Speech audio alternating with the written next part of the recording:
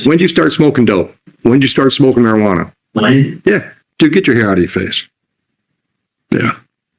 I'm better. I can see you now. I can pretty much paint the picture of your life for the next 5 years. Okay? You are like the poster child for Mr. Laid Back. Wow, you got me with your logic on that? Today's court session felt more like a reality check than a routine hearing.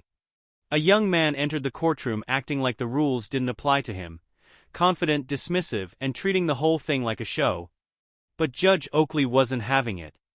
From the moment things started, it was clear the judge had seen this kind of attitude before and wasn't about to let it slide. Without yelling or losing his cool, Judge Oakley calmly made it clear that this behavior wasn't just disrespectful, it was dangerous. What could have been a straightforward process turned into a powerful moment of accountability. You could see it on the judge's face. This wasn't personal, it was about teaching a hard lesson before it was too late. The question now is, did it work? Will this young man finally listen and change direction, or will he keep making the same mistakes? Let me know what you think in the comments, and stay tuned to see how it ends. Come on up, Mr. Vick. Mr. Vick, are you going forward today without benefit of a court-appointed attorney? Where's your attorney then? Who's your attorney? Then you're doing it without one, right? Yeah. Do you want to do it without one, or you want to talk to one of ours? I'll do it without one. Okay. Dude, get your hair out of your face.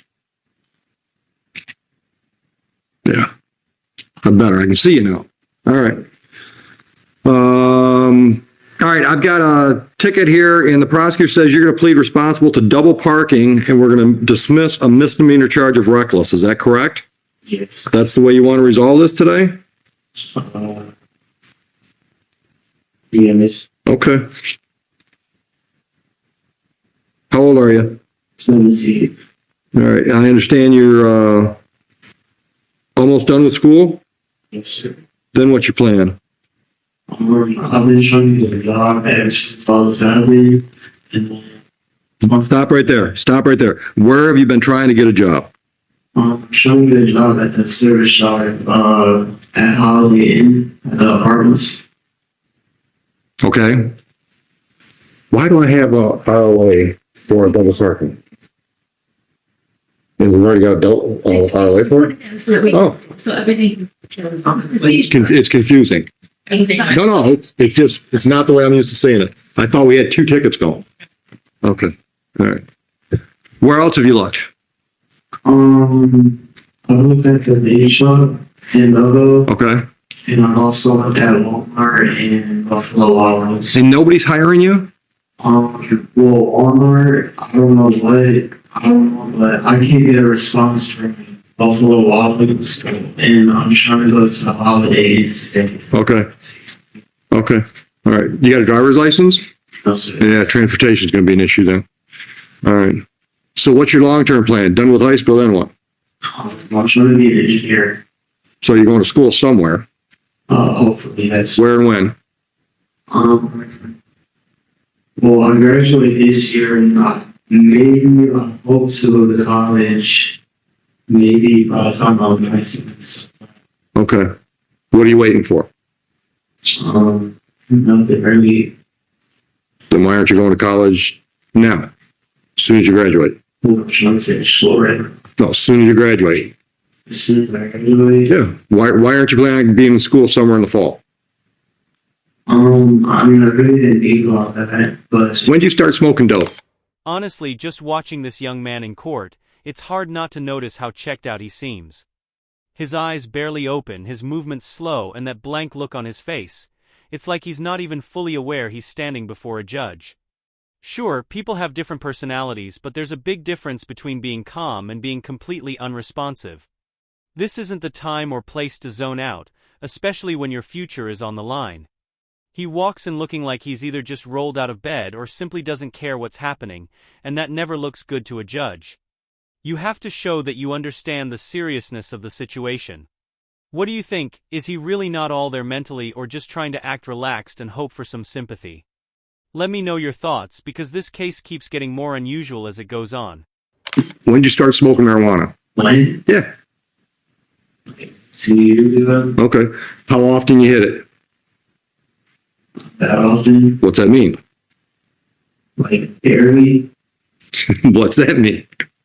Give me a frequency, brother. Once a month, once a week. Speak. Okay. All right.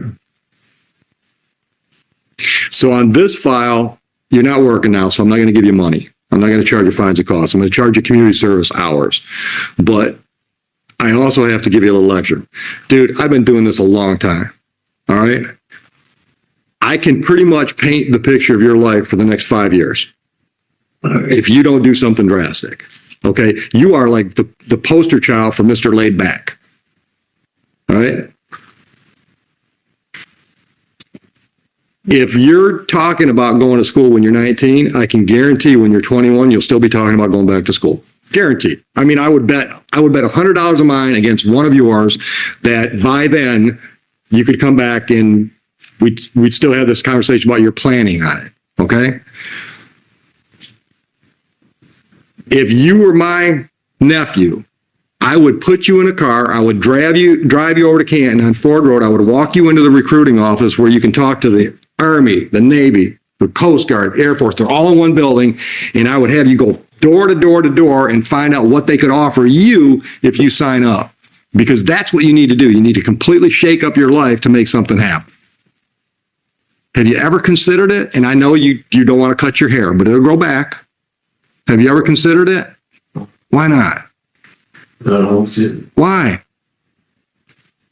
Because that's a valid reason. Wow, you got me with your logic on that one. Listen to me.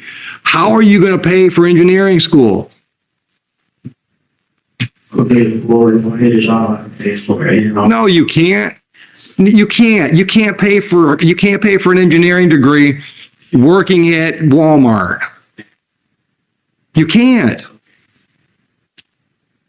If you join the military, they'll send you to college. You know, every one of the branches of our armed forces have engineers. There are Army engineers, there are Navy engineers. That's a plan, dude. You don't have a plan. Okay, well, the officer that got me fired, well, I did have a plan, but the officer that got me fired, he should be able to get something. Officer got you fired. Yeah. Okay, where were you working? The USC fellow. Okay, and how did you mean a cop? Yeah. How did the cop get you fired? He was a member at the USC, and when it happened, I guess he thought he had a reason. You mean when this happened? Okay. All right. Okay. So I'll give you that. Okay. How's that change what we're talking? We're not talking about this case now. We're talking about your life. How's the cop getting you fired determine whether or not you can afford to go to engineering school? Because I wouldn't have a job to pay for. The BYC isn't going to pay for 4 years of college, dude. What were you making? $15 an hour? I mean, I was making about $14,000 a year, so I mean, that ain't even going to cover tuition. So here's the latest. This young man just told the judge he makes about $14,000 a year and had plans to attend college, but lost his part-time job and everything supposedly fell apart. Honestly, that's a tough sell. It's hard to believe a college future vanished because of one small setback, especially when there's little proof he was actually on that path. And yet, as easy as it is to roll your eyes, you can't help but feel a little compassion. The way he talks, the way he carries himself, it's clear he hasn't had much guidance in life. No real support system, no one pushing him in the right direction. Judge Oakley seems to pick up on that too. He's not just lecturing him, he's actually trying to make this a turning point. But the problem is, the young man looks like he's heard it all before. He's distant, disconnected, like he doesn't take any authority seriously, whether it's school, law enforcement, or now the courtroom. And while college might still be possible for him one day, right now it feels more like a long shot than a plan. What do you think? Can someone like this bounce back with the right support, or has he already tuned the world out for good?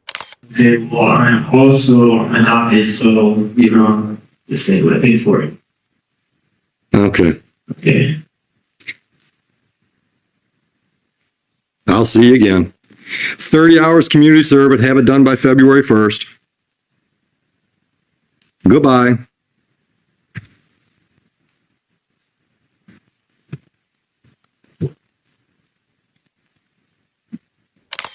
To be honest, it's hard to believe this young man is ready to turn things around. Chances are, he'll leave that courtroom and go right back to the same habits, like the whole experience didn't even register. And that's the sad part. So many young men today seem completely lost, without structure, purpose, or someone to hold them accountable. It often shows when there's no strong role model to guide them, no one to teach them responsibility, confidence, or basic respect for themselves and others. When they end up in court, instead of showing respect and understanding the seriousness, they act like it's no big deal, like they're just there to get it over with. But real consequences don't just go away. Judge Oakley made it clear, he expects to see this young man again, and honestly it's easy to see why. There's no sign of change, no real emotion, just a casual attitude that usually leads to more trouble down the road. That's my view, but I'd love to know what you think. Is there still hope for him to turn things around, or is he heading straight for more problems? Drop your thoughts in the comments, and if you found this helpful, be sure to like, subscribe, and stay tuned for more real courtroom stories. Thanks for watching and take care.